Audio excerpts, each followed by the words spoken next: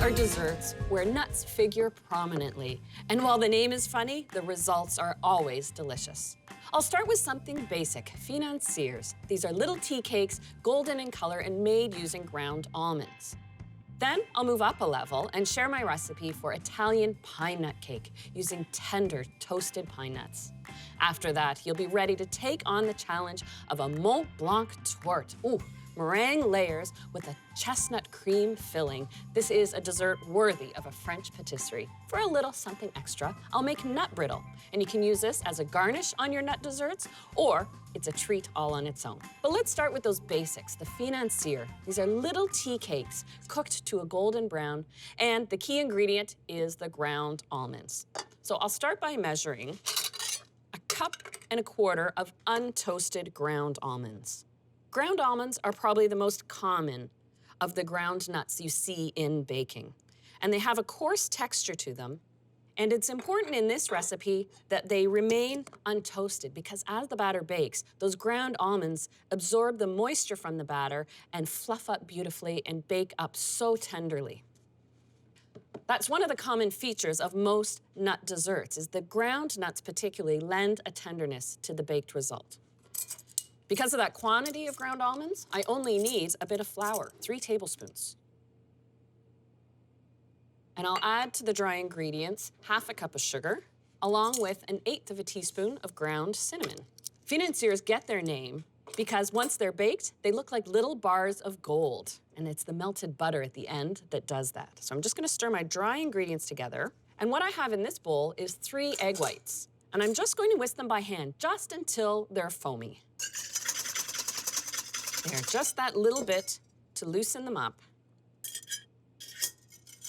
And I'll just stir this to combine. And now that this has been moistened, I'll add a dash of almond extract. Just a couple of drops. There we go. Now, typical to a classic financier is adding currants, little dried currants. You can see by their small size, they're about 1/4 the size of a raisin. It suits the petite size of the financier itself. 1/3 cup of the dried currants. And the final ingredient, I have 1/3 cup of unsalted butter that's been melted and just cooled to room temperature. So even though this batter has the consistency of a cookie dough, it definitely bakes up cake-like. And now, to grab my special tins that I use for financiers. Financiers are traditionally baked in a particular tin, and these are called barquettes, noted by that eye shape they have. And what it does is browns the outside of the financier beautifully, they pop out easily, and they look like a little gold bar. And this style of tin I use for an assortment of petit fours, whether it's other little tea cakes or even tart shells. So I'll just take 2 spoons and then fill my tart tins.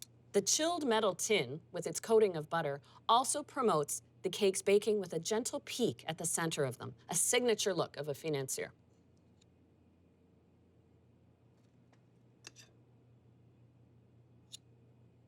There we go. As you can see, the recipe makes 24 financiers. These are ready for the oven. I've preheated it to 375, and they take 15 to 18 minutes until they turn that beautiful golden brown.